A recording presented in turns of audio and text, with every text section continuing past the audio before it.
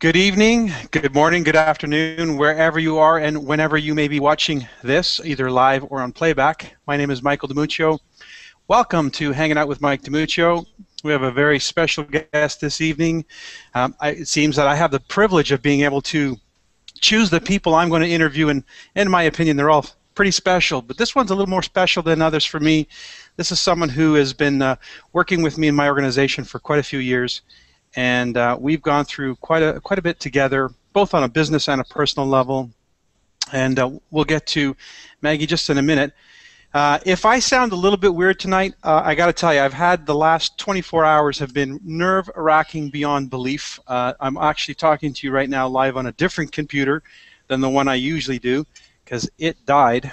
And fortunately, we're able to transfer the files to the very last one just before the actual hard drive went gonzo. So if you've been out there, if you've had an experience like that, I know you know what I'm talking about. And if you haven't, let me just give you some advice. Save your files, back them up before anything like that happens. Anyway, our show tonight is a very special show. You know, when someone achieves the rank of diamond, we definitely make a lot of fuss about that. And when it's one of our own, even more so. And this one is that's the case in this particular person, Maggie McKee, who's been with us in Nikken for going on 17 years now, and she just became diamond last month. So we wanted to make open the space up for Maggie to be featured in tonight's show right away, so that we can get her viewpoint as a brand new diamond from Vancouver, Canada. Welcome to the show, Maggie McKee. Hi, Maggie. Hi, Michael. Yeah, it's been quite a 24 hours. I've had some things happen with my computer, and I don't usually drop things. I've broken glass. I don't know what's going on, but it's all good. So thank you for inviting me onto the show. It's a pleasure. Wow, here we are. Can you believe it? You're a diamond. I know. I'm still pinching myself every day because it's real and surreal at the same time. It's absolutely fabulous. Okay, now this story started 17 years ago, so you're someone who is you are someone who is definitely a rare bird. Because let's face it, to be excited about anything, any kind of work agenda, business agenda, for more than a decade is remarkable in itself in this day and age. And to be going on 17 years, and your zeal for Nikken has not wavered one bit. In fact, I've seen it come alive even more so recently than probably ever before. So I know there's a lot feeding that story, but I want to go way back to the beginning of that story, and that is even before you got started in Nikken. Tell us a little bit about your background, where you came from, what you were doing, what was life like before you discovered Nikken? Oh, gosh, one of the things I want to say, because to me it really has been such a great support for me in Nikken. I grew up on a farm, so I have that background of full-time farming with my family. And I thought that was kind of, I don't know, I just thought it wasn't enough because that's all I knew. So I went off to university to make my mark in the world. I was the first one in the family who did that. I went on to become a high school teacher initially. Did that for quite a few years, but many different subjects, taught all over the world, and then started teaching at a college. And I look back and I think, wow, it takes a long time. It reminds me of the Odyssey. It takes a long time in life, in my life anyway, for me to realize that I've left home and I want to go home again. I want to go back to that feeling that I had on the farm. And I wasn't conscious of any of this, Michael, when Nikken came along, but I was aware that something was off. Intuitively, I just knew that even though I loved teaching, I was not in the right environment. The politics of teaching in a post-secondary institution is absolutely life-sucking, and I can see that more clearly now that I'm out of it. And when my friend introduced me to Nikken, it was because she knew I'd been hurting for 30 years with a chronic back problem. It had nothing to do, in my mind at that time, with a business. I didn't know I was looking for a business. I was too busy for a business. So if you were too busy for a business, then how did they get your attention? Well, Carolyn, my sponsor, was about 3 weeks into Nikken. And she's a really sharp cookie. She said to me, I know these products can help you because they've helped me and a lot of other people. That's why I called you. She said, and I just want you to know that there's more to it than the products. So she showed me the 5 pillars of health. And when I saw that, I went, oh my God, that's my platform for how I teach. I don't just teach one thing. I teach the whole person. And, I was doing a lot of community development programs. And so that really caught my attention. But when she said, I'll tell you the thing she said, think about this. We're good friends. You live 500 miles away from me. You could come down here and visit me and your 2 sons who are at university here, and it would be a tax write-off. And I went, oh, okay, I'm definitely Scottish, so that appealed to me. And she said, a home business like this can give you lots of tax benefits. And I'd heard that, and people had talked to me about having a business, but nothing really captured my heart until Nikken, because what I felt at a level that I wasn't conscious of enough to articulate at that time was that this was really a fit for me in so many ways. Yes, I wanted to feel better. Yes, I wanted the tax benefits. But I really didn't have any concept, Michael, of how huge the concept of Nikken is and how huge the business opportunity is. That I had to grow into that.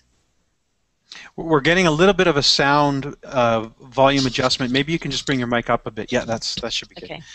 Okay, so you brought up the 5 pillars, and I'm glad you did, because what I wanted to ask you is maybe you can give me a screenshot of what was your 5 pillars like, day one when you first were introduced to Nikken. Okay.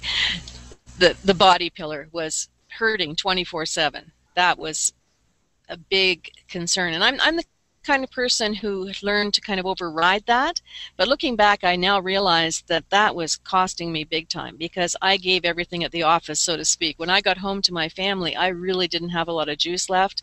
So that physical discomfort was affecting the family pillar a lot. And when I had surgery 15 years prior to discovering Nikken, and I was on disability for 2 years, so it obviously affected my financial life at that time as well, and my family's. And I realize now that because I was in so much discomfort, my thinking wasn't as clear as it could be. And I certainly didn't have the time freedom that I have now. So all of those pillars were affected. I was a hospice volunteer at the time, and I felt so badly that I didn't have the time freedom to go and sit vigil with people who were dying. I had to kind of do some of the other things which were important, but I really felt I was abandoning some of my people that I was looking after, because I couldn't be there all night and go to work the next day. Okay. Now you didn't mention all the pillars. How about the financial pillar, the society pillar? I mean, you were obviously very busy in society, so I guess that was a pretty full slate, as you're just saying. Family-wise? Yeah, everything was affecting the family, because I wasn't up to par. I wasn't feeling as good as I could feel. I didn't have the energy to be the best mom I wanted to be and the best wife I wanted to be. So, and all my relationships as well. I would have preferred just to go home and, curl up in a corner, but you can't do that when you're a teacher. You have 3 hours of marking when you get home. Okay, so your story, sorry, go ahead. I was just going to say, in the financial pillar, I had a good job with all the benefits. I thought I was fine, but I was looking ahead to, okay, I'm fine now, but what if something happens that I can't work again? What if I get to retirement and don't have the money that I want? So I started to look at Nikken as a creative retirement plan. That's what I dubbed it after about a couple of months. Awesome. Hey, well, if I know we've got some listeners live right now, if you'd like to participate in our conversation and ask a question of myself or Maggie, please give us a shout out on Twitter. Our call sign is @RoyalAlliance1. We're also monitoring our Google Plus and Facebook chat, so send us a post there and we'll be happy to answer your questions. This is being recorded and will be available tomorrow on YouTube, so watch out for that. And do us a favor, help us get the Nikken message out to the world by sharing the posts, by sharing your knowledge of this and other shows that we've done. Okay, so Maggie, that we sort of got a before look. Then you were interested in Nikken. Was it a gradual interest, or did you come out of the cannon like full speed ahead? What happened in your first 30, 60, 90 days? Well, once I was told that there was a business here, I was intrigued by that, and I'm a pretty good student, so I took everything that Carolyn had given me in terms of the how-to of the business. I made my list like I was asked to do. I called people. I didn't do it with the same skill, obviously, that I have now, and I think a couple of people I had to call them back and say, sorry, that wasn't, that didn't feel like that was the best way to approach you. And people are very forgiving, so that was fine. I didn't lose any friends for sure, but I felt a couple of people felt pushed away because I was so enthusiastic. So in my first, my goal was to make $500 a month. That was my creative retirement plan goal. I thought if I have that, I can continue to support my two sons in university, and I can put some money away to augment my retirement. So that happened so quickly. Like I had my initial investment of $5,000 recouped in 3 months, and I was making more than $500 a month. So I thought, ooh, now what? It was a really weird place to be in, and I thought, oh, okay. Okay, hang on, time out, because if there's somebody brand new listening at this, they're thinking, oh my goodness, $5,000 initial investment. That sounds like a serious business. Now, how did you manage that? What on earth did you buy? Well, I looked at everything Nikken had at the time, which, as you know, 17 years ago wasn't at all like it is now. And we didn't have any of the beautiful packages that we have now. We had no bundling, no day pack, no sleep pack, no environment pack. So it was a matter of selecting the kinds of products that I knew would have impact so that I could share those with other people. And I looked at the compensation plan, and it made more sense to me to get to what's called the executive level, where the commissions back were 10%, than to stay at the 0% or the 5%. And it allowed me to have enough products to use for myself, share with my family. I had parents that were aging. I wanted to get sleep systems on them and on my kids. So I just invested in a way that I felt was really a duplicatable thing, for one thing. I wanted people to see that it makes sense. They could still make their own choices. But I wanted that part of it. That's what my sponsor did too, and it's really true. You tend to do what your sponsor did. So I thought, well, if I do that, and she did that, other people might be encouraged to do that, and that makes good business sense. And I also thought, Michael, $5,000 to invest in a business is nothing. I was teaching in the business department. Most businesses are way more than, you can't even open your doors for that, let alone benefit from all of the things that we get with Nikken. With $5,000, I had a whole house full of things that were helping me. So and I made this decision too in the first 3 months. If I don't make, actually it was in the first month, if I don't make a dime in this business, I'm still ahead. I've gotten rid of this 30-year pain I've had. I've helped a lot of people. So did you find the products have a quick effect on you, on your physical health? It took a couple of months for me to be completely pain-free, but I'd been hurting for 30 years, so that's not a bad ratio. What I noticed, actually what my students noticed, the very first day that I was in class, at 2 o'clock, because I had a class that was a full daytime class over a 6-month period, and they knew me quite well by then. They'd been with me since September. Around 2 o'clock in the afternoon, I'd have to really bring up my boots to get the energy back. And they said to me that very next day, they said, what are you on? You just seem to have more energy today. And I wasn't as aware of it as they were. And that's something that I've noticed in our business as wellness consultants. A lot of people don't notice it, but their family will or their friends will notice it before they do. So that was the first thing. But, within a couple of months, the thing that really struck me is being able to get out of bed in one smooth movement without having to plan it, without having to make micro turns and hurt, and to be able to stand up and walk to the washroom without any discomfort. That was huge, and it kind of happened. It was incremental, but the morning that happened and it was all put together, it was like, oh my goodness, this is unbelievable. So now most people arrive at that point and it validates everything, the decisions they've made to get in the business, however much they may have invested, whether it was a few $100s or a few $1,000s, you feel a great deal of satisfaction and even relief, not just the physical relief. But, okay, so how did that translate into what happened next? Because when did you actually go silver? What was the period of time that it took you to transfer your newness to the whole experience, your experience in the products and so forth, into what happened? That's a beautiful question, Michael. I went bronze very quickly. I know we don't have bronze anymore, but I went bronze very quickly. And the thing that I didn't listen to was the ABC, you know, where I'm supposed to introduce my people to people like you who've been in the business longer. And that was my stubborn Celtic, do-it-yourself belief system at that time. I can do this. I don't need any help. And that cost me a lot. It took me 2 years to go silver. And but you know, now let me correct you, okay? Because we know that the compensation plan says you got to do it within a certain time frame. So it took you 2 years to ramp up to the month that you went silver. So true. So okay, so that must have been quite a frustrating thing for you. How did you stay in the game? What kept you going? What kept me going? Well, it was people. I mean, I had a huge team by then. I really did. It was just I couldn't get it all together in 1 month. You know, I'd get to 17 or 15,000, and that time you had to have 20,000 in 1 month.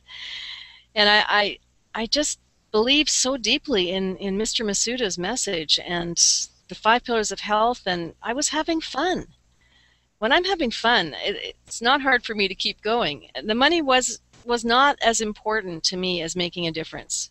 And I certainly had lots of, you know, did you discover that about Nikken after the fact, or did you, like, if you were attracted to the idea that this was a business at first, and of course the product benefit, did you discover that this was really about helping people? Or, like, I know what happened to me. What happened to me was, yes, I could see the potential of making a difference in the lives of other people. I just felt compelled that people need to know about this.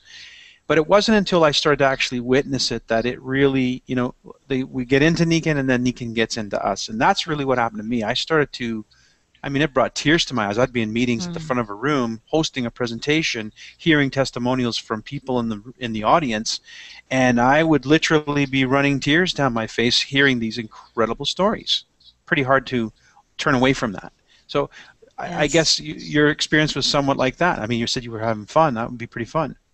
Yeah, and you know, before I became a consultant, I did go to a wellness preview, and this, you just reminded me of this.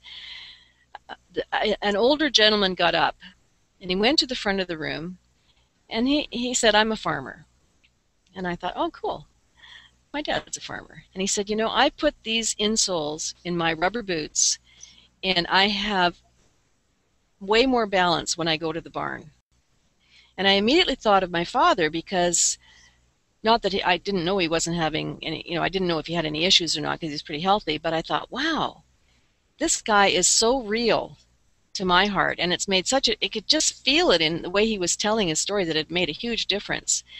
And then, of course, my friend herself, she had had pain for 8 years, and that was gone. So I knew right from the beginning that not only do the products change the physical body, when that changes, everything else changes.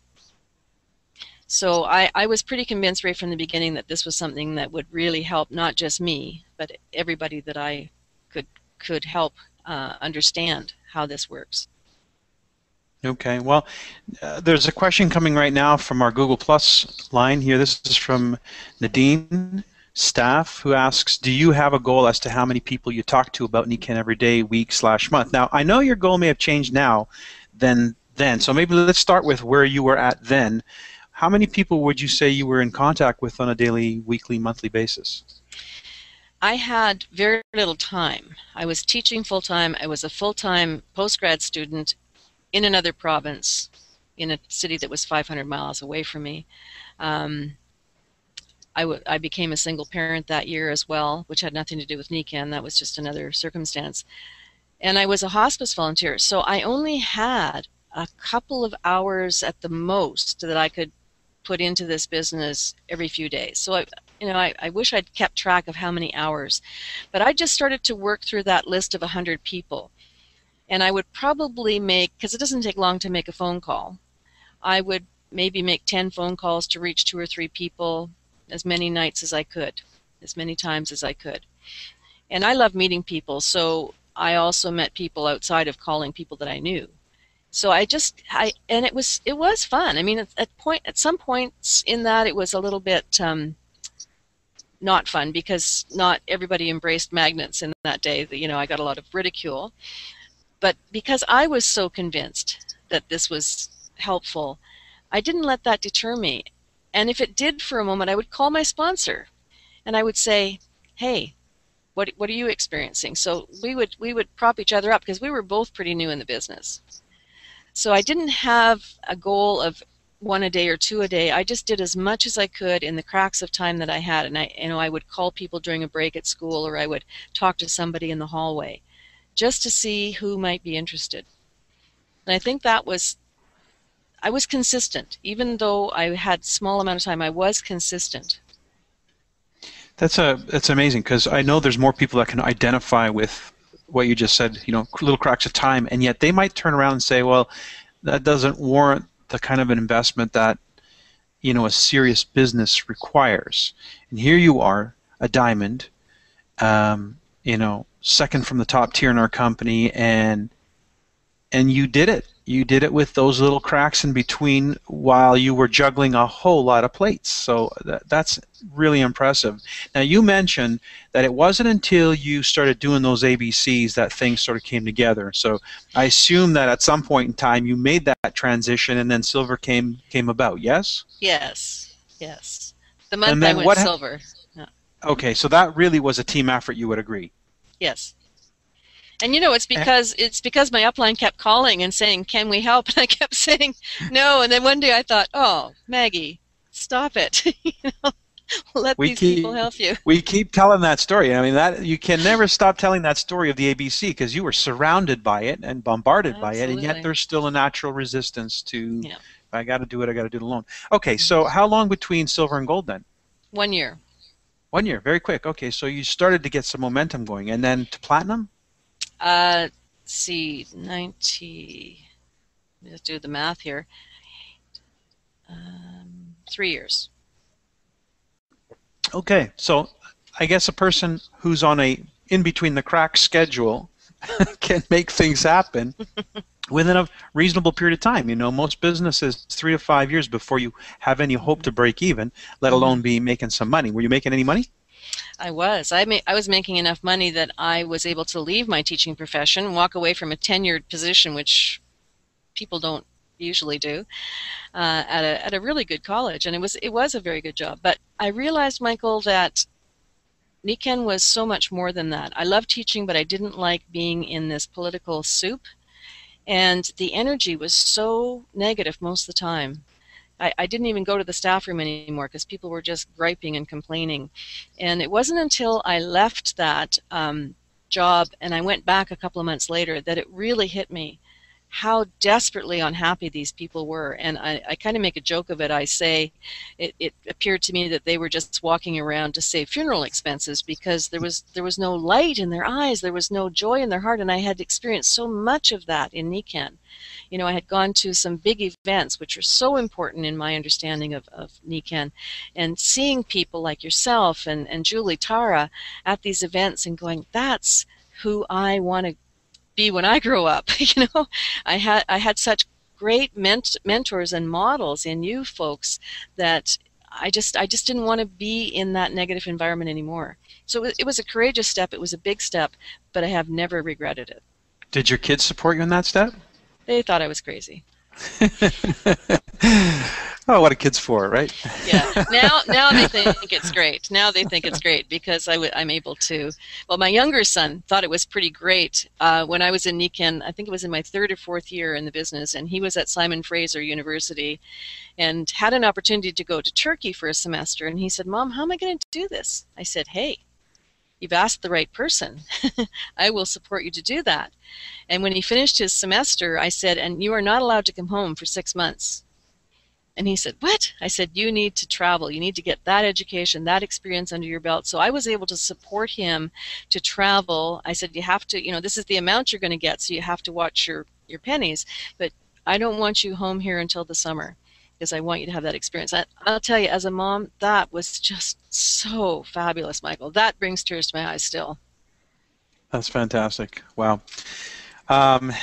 Okay, so you're platinum, and you've got a business. You've now become, is this now full-time for you at this point as a platinum? Yes, yes. And you're still based in Vancouver at the time, yes? No, I was still in Prince George. Ah, okay. When did you move to Vancouver? 2002. Yeah, just after 2002. I turned platinum.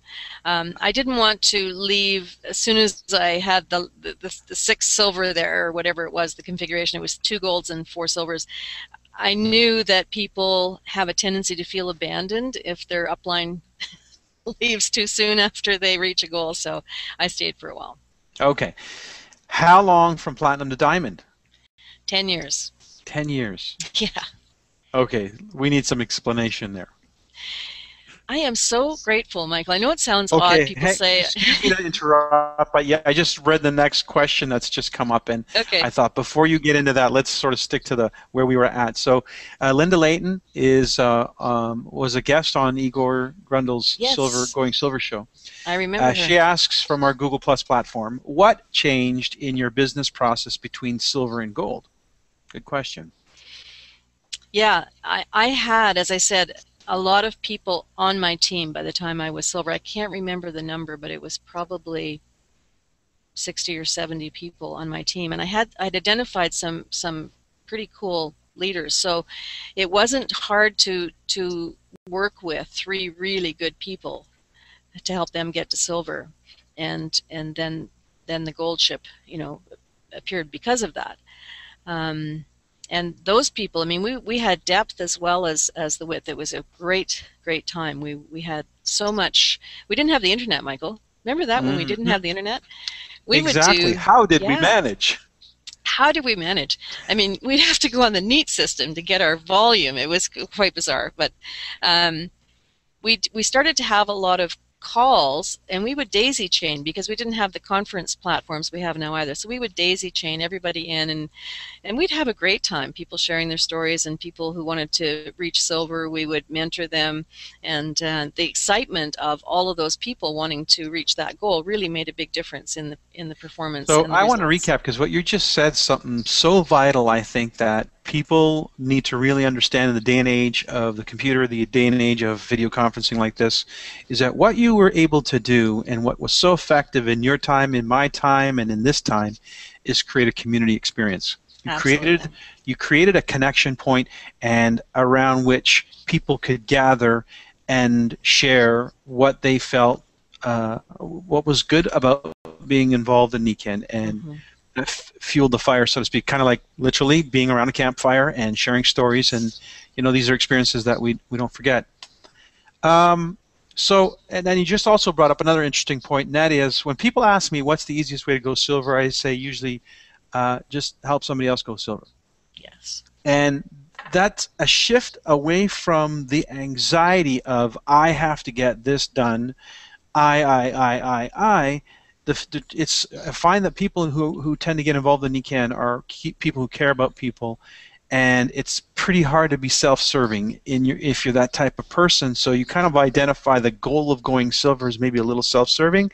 So if that's you, easiest way to get the job done is help somebody else do it, help a few people do it at the same time, and you'll get the job done even quicker.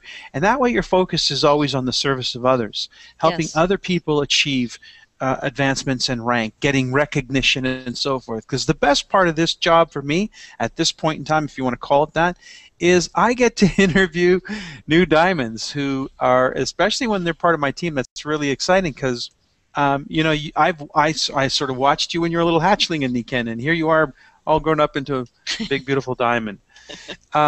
Okay, so let's get back to the diamond story, because 10 years is a big gap to fill. And if I heard you correctly, you said 4 golds and 2 silvers, so you were only two golds away from diamond. What on earth, Maggie? Why would it take 10 years to do what you were able to do in such short a period of time? What happened? Michael, that's a mystery in some ways, and I look back now, because I always have, one has a better perspective looking back, and the story I make up about it, whether it's absolutely true or not, is that I had things to learn, and something needed to shift in me to move to diamond, because it's a big gap for most people between platinum and diamond. And looking back at it, I think, okay, what I really needed to learn was it's not only about me, it's not always up to me. And when we've been trained, and I grew up with, if it's going to be, it's up to me. And I've had to really surrender to the fact that there's more at work than I'll ever know here. It's partly the magic of creating the communities, like you said so beautifully, and it's about being really clear in intention and staying close to that fire, doing the work on a consistent basis, and then that's where my part actually is limited. I can't do the rest. I can't make somebody else's decisions for them. So all during the platinumship time, I think I was trying to force things. I wasn't into that place of humility, I think it was. I still had a pretty big ego going on in a lot of places in my life. And I just needed that time to grow me into the person that I think on a subconscious level believe a diamond really truly is, like a real diamond is. So yeah, I've been under that process for a long time. I can identify, because when I got into Nikken, there were no royal diamonds in North America, and my upline was a diamond, and he was the guy on the videotape that I got excited about in terms of getting involved with Nikken. So you always kind of get in your head that you're the underling of somebody. You're the downline of a diamond. You kind of like they're the grandpa or whatever they are, and so it almost you create a mental barrier that you're not even aware of, because we're supposed to respect our elders, and we're supposed to. It's all about that conditioning, and so I saw diamond as perhaps the highest, the peak of the mountain. And then when Nikken came out with Royal Diamond, and these people went Royal Diamond because that was the next step for them, I plateaued at Diamond, because I never ever realized that I had capped myself at Diamond. And it wasn't until my mentor asked me, "What's your goal for Royal Diamond?" And I didn't have one. And I realized I don't have a goal. That's impressive that somebody who's supposed to be leading the field doesn't even have a goal for themselves. And so it wasn't until I actually established a goal that I was able to begin the ramp up for Royal Diamond, and that happened relatively quickly after I'd set the goal. So obviously something changed, and before I ask that question, Graham Scarden asks from Twitter, will the upcoming Nikken rank structure speed your advance to Royal Diamond? In your opinion, does this change speed your advance going forward to Royal Diamond? I don't know. Maybe you can answer that question, Michael. I don't have a well. Really I think the well, now that you have the structure in place, it's not a structural issue for you. Now it's just a volume issue, because it's a combination of structure and volume.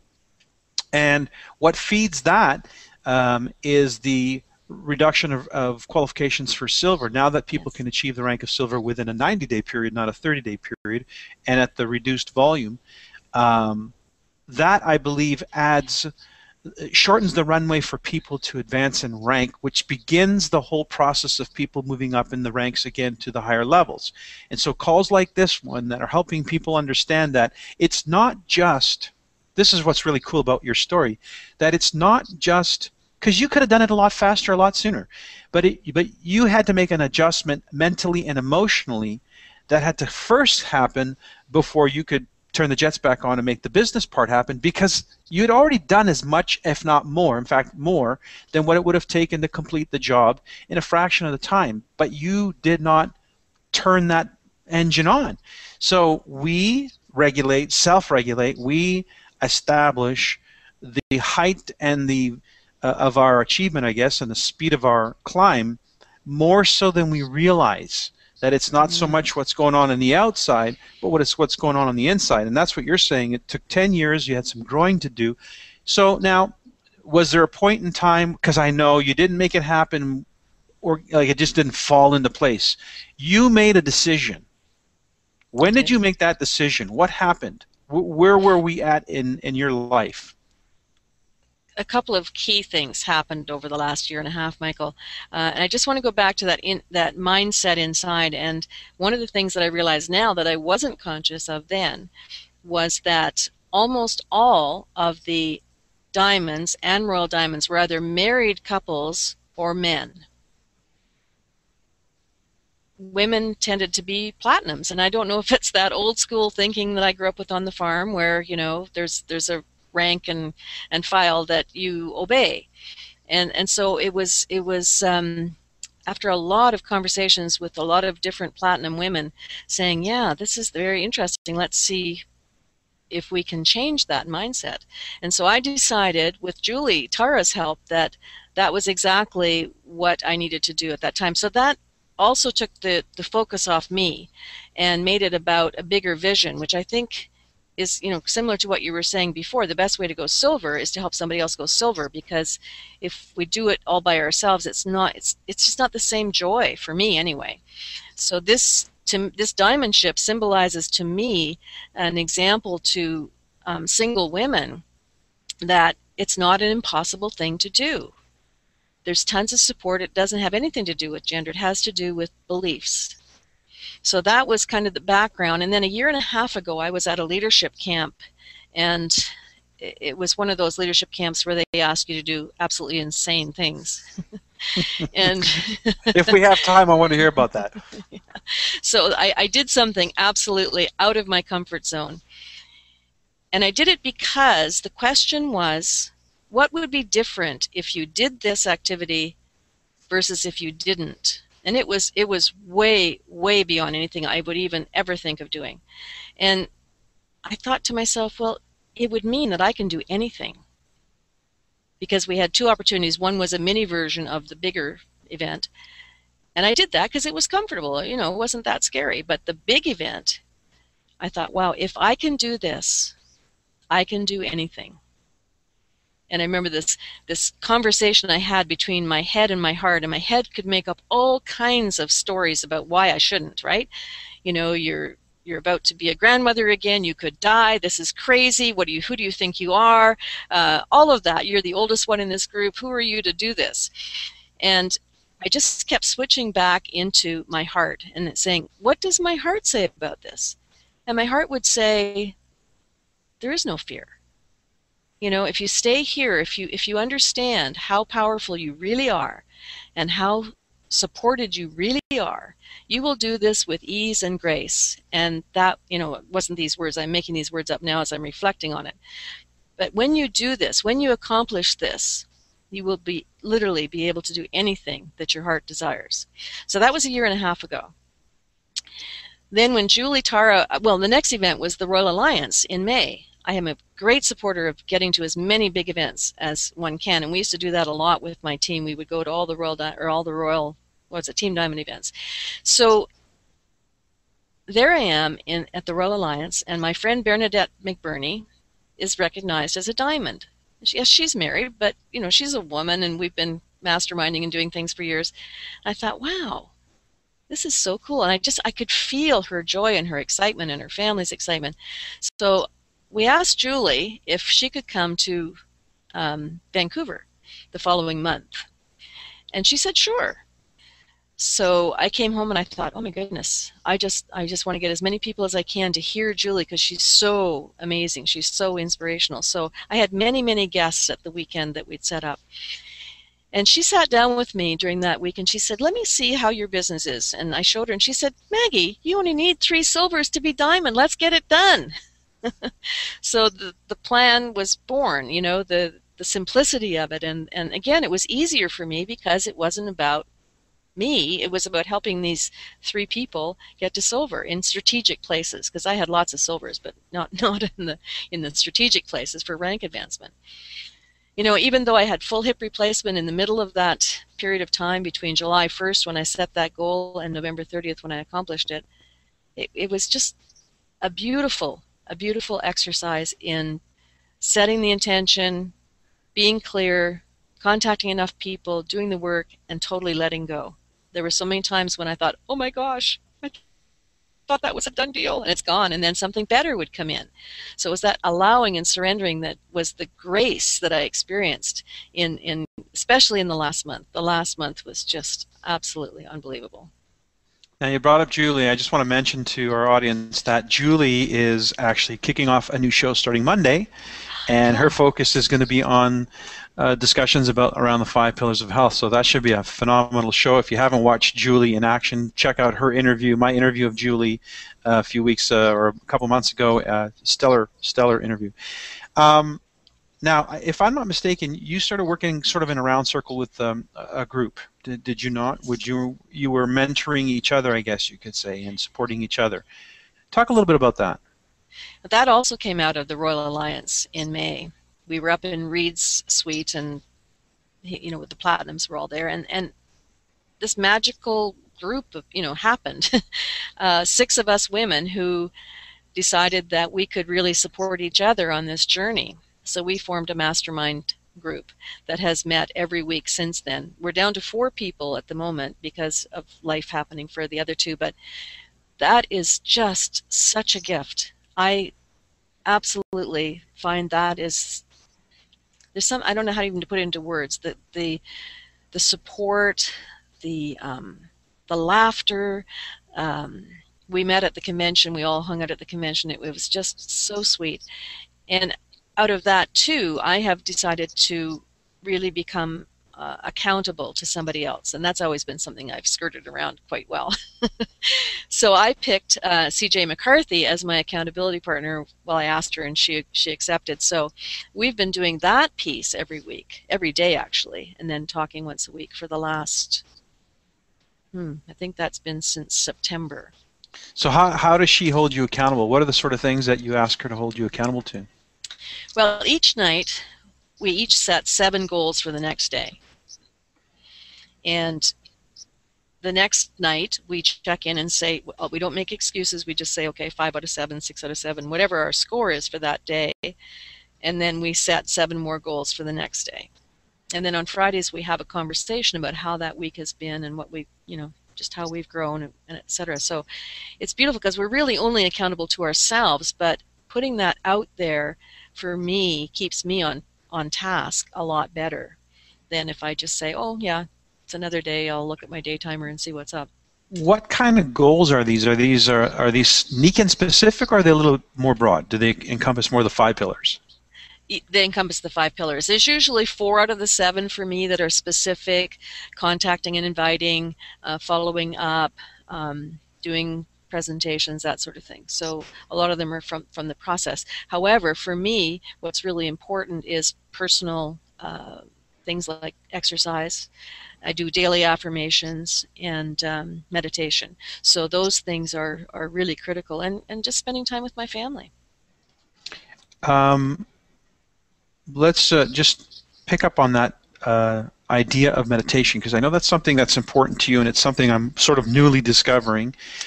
And a lot of people kind of maybe look at the idea of meditation as maybe really non-practical, non-functional, non-productive activity, yet well, it's kind of ironic that all of the great avatars of the history of our societies have all encouraged this activity, and that in fact much of their great creations and creative efforts have come directly out of that connection that they make to that higher self or that higher power.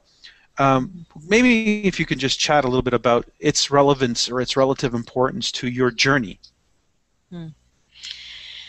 Yeah, I didn't used to meditate. I used to find meditating painful. I would go to a class and but that was because my ego was trying to control my life, and I was in that place of, if it's going to be, it's up to me.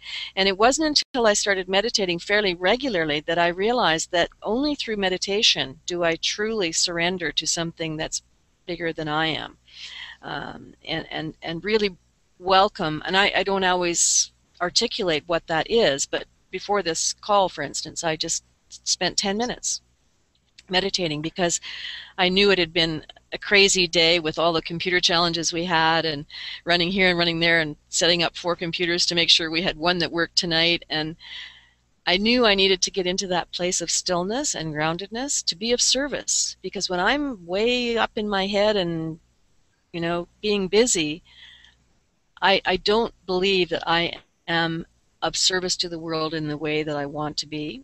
But when I do both, and when I have my ego in service of spirit rather than the other way around. CJ said on our call this morning that ego makes a good, what did she call it, manager or something, but a really bad CEO. So I try to keep that balance correct, that spirit is the CEO and my ego is, is doing the work which needs to be done, because we need that balance. So that's what's really helped me to understand the importance of meditation, and the results of meditation have come obviously through for me with this goal of Diamond. Fantastic. I know you're a big believer in the obviously through the meditation and so forth, and the law of attraction. How did some of these last people sort of come to play with you? Magically, Michael. I started doing yoga on a regular basis in our condo here. We have a really wonderful yoga instructor, and she is quite famous, I found out since then, for her concept of condo yoga. And so I started doing that as soon as I could after my surgery. And this is just such a beautiful human being. And I'm also in a book club with her here in the condo. And so she kept watching how quickly I was recovering from my hip replacement, and she was curious, and she asked questions. And I just told her a little bit, and she said, well, what is this stuff? And I said, well, Annette, why don't you just come up to my place and I can show it to you, because it's really experiential. So she came up. I was not expecting her to do anything other than become informed about this and possibly be a customer. I don't know. She came on board. She said, I want it all. She got the day pack, the sleep pack, the environment pack, and a few other products, got to the executive level. And that was like a total surprise in that last silver ship. I couldn't have figured that out if I tried. So it was all about that surrender and following what's important that brought her on board. And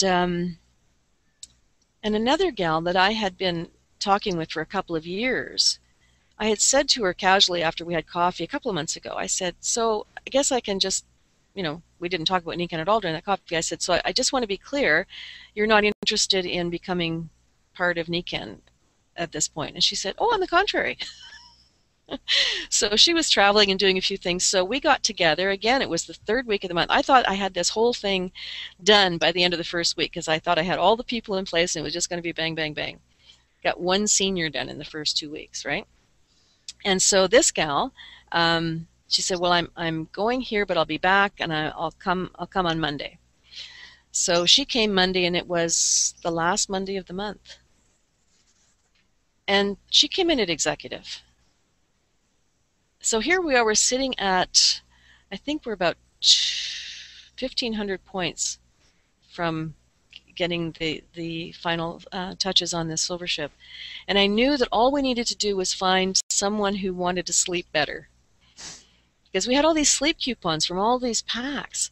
And I sent messages out and talked to people, and everybody said, well, I'll see what I can do. And nobody was coming through, and I was sitting reading through my genealogy just to make sure that I had the points correct that were on the board.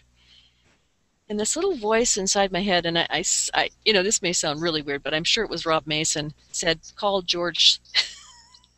So I thought, George, he's a silver, he's got all the products. Well, yeah, okay, I'll call George. So again, that was that surrendering to, why would I call George? Just call George. So I called George, and he said, well, I've got somebody that's looking at this, so let me get back to you. He got back to me in 5 minutes. And I said, wow. I said, and he said, I want to order the sleep system. And I said, did you talk to these people? He said, no. He said, Maggie, I just decided I want to take you to Diamond. Wow. And that also took his sponsor, Clarence, to Platinum. And he was the one who at the last minute was the key person who helped Clarence get to the gold level. So, I mean, wow. I could have not even thought of George except for that, call it coincidence, call it what you like, but spirit moved. Providence. For sure. That's so awesome. Then we were 200 points away, and it was done by 5 o'clock, as you know. Awesome. That's a great story. And I've experienced that myself. Yeah. These providential experiences, I guess. Yeah. We have a question from a Royal Diamond, former consultant with your botanist. He's asking us on our Facebook, or not that one, what got you to keep going during the tough times to reach this level? Because, you know, this is a 10-year gap from platinum to diamond, and you've seen a lot happen through the days of Nikken and in and out of your personal life and so forth. What kept you keeping on? How'd you keep it together? How'd you stay in the game? Well, you know, Carolyn and I used to have a little thing we did at the beginning of Nikken when either one of us felt like this, you know, we're done. We just can't do this for whatever reason. We made a pact that we would call each other when that happened. So I would call her or she would call me, and the exercise was that, okay, you have to have a 2-minute silence and think about what your life would be like without Nikken. And it was like 10 seconds later, I'd say, okay, I'm over it. So I just can't imagine my life without Nikken. It has been so wonderful in terms of the journey to humans being more. It's all about the humans being more, Michael. And I just believe that when I stay with this, with all the wonderful people that support me, particularly you've just been a phenomenal friend and support in this. I know I can pick up the phone and just say, hey, you know, help. And as I continue that journey, I'm excited about, you know, that whole personal spiritual development. Who am I becoming? It's not about the diamond, the royal diamond. It's about who am I really? How can I become the best me that I can possibly be? And I don't know any other place on earth that allows me the opportunity to be so in that energy 24/7. So it's a gift. I'm sure you, but I mean, were there any programs? Were there any books? Were there any events? Like, is there anything that sort of stands out that, other than your buddy, obviously that's a big one, that's a great help, just something that you stayed plugged into? Many things. I did a lot of personal development programs outside of Nikken, like the one I was telling you about, that, again, to me were so important to invest in myself, invest in my business, but also invest in myself. So I did a lot of many very expensive but very worthwhile trainings. The big events in Nikken, it's kind of, you know, it's this image I have of mothership, and we go out and do our thing in the universe, wherever it is, but we have to come back home and get that sense of where, you know, what is this about? And when I go to a big event, and this isn't just recently, this is all the way through, I would just feel this energy of this is the right place and this is the right thing to be doing. And it would sustain me. It's like staying close to that fire. So the big event would be like the big fire. and the Nikken conventions are fabulous. And then having mastermind calls. Rob Mason and I were on a mastermind call for 12 years, every week. So those things have been so important. And I have so many great people like Roxanne and Victoria. We connect all the time. She comes over here and helps me with my business. I'm not in her downline, but that kind of energy is so, for me, so critical. I'm sure you have people to thank both in your upline and your downline and whatever. Yeah. Is there anyone you want to give a shout out to? Well, to you, Michael, for sure. You have been absolutely phenomenal. Julie Tara, Bruce Black has been just the best. You know, I could call Bruce, I swear, 24/7, and he would get back to me and do absolutely anything. Mark Guzzi, Carolyn Keith, my sponsor, of course, and Crossline people, some tremendous Crossline people like Roxanne come to mind, and my whole team, like Ona McDonald. We had a great celebration for her going platinum when she was down for silver training this weekend. We had such a good time. We had people come up from Seattle, people like Mary Dean. I hate to name names because I'm leaving so many critical people out of that equation, but it's like this enormous functional family. Like we've lots of families, but they're not all functional, right? Nikken to me is like this. I have these brothers and sisters and cousins and aunts and uncles and grandparents, and when we get together, it's absolutely it's hard to describe. but it's all very sustaining. And I think what happens for a lot of people that I witness in my organization, if they don't stay close to that, if they don't talk to somebody every day and stay connected either in a mastermind or crossline, whatever it is, it's really hard to do something that where you're a solopreneur if you don't reach out and really bring in that support.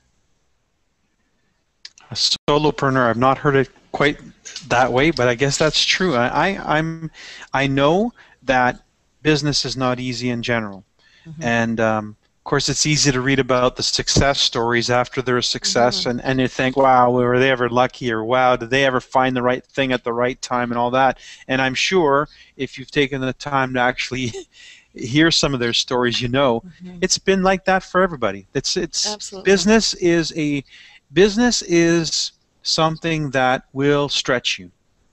And fortunately for us, this business is something that is affordable for the majority of people. So it's your ticket to ride, so to speak. It's a business that gives you the access to the growth experience. That's not to say that it's not going to be difficult. That's not to say that you're not going to have times where absolutely you're going to feel like quitting and so forth.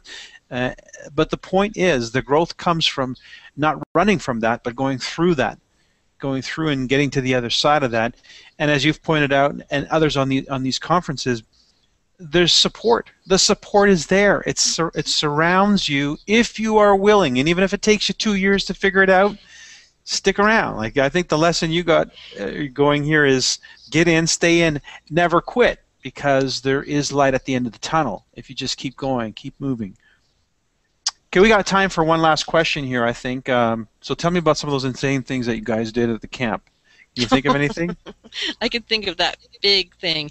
We did the elements, basically, and water is not something I'm really fond of, Michael. I'm a Leo.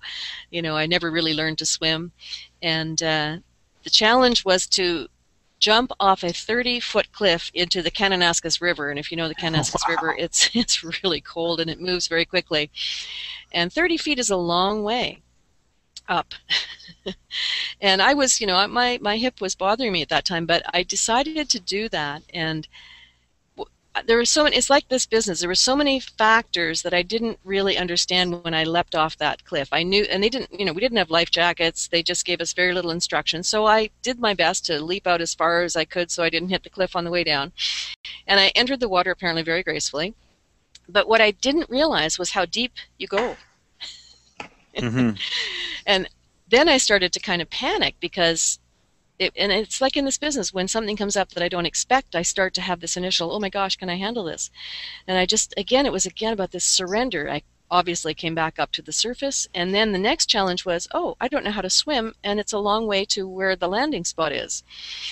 And I can float on my back quite well, so I did that for a while, but then I realized as people were shouting at me that I was not coming to shore. I was being taken out into the middle of the river. Anyway, long story short, I did my best dog paddle, got to the shore, and the people who were there to support me, not to do it for me, they didn't help me out of the water like a helpless thing. They lined up on either side of me, just like my support team in Nikken does. They lined up, and they were there to give me a hand if I asked for it, but they really wanted me to climb out of that river, numb as I was, tired as I was, cold as I was, all by myself. And I did it, and when I stood up, and there were, like, in this particular small group of the large group, there were about 30 people. And they just erupted into hurrahs and cheers, and the sun came out, and it was kind of like going diamond.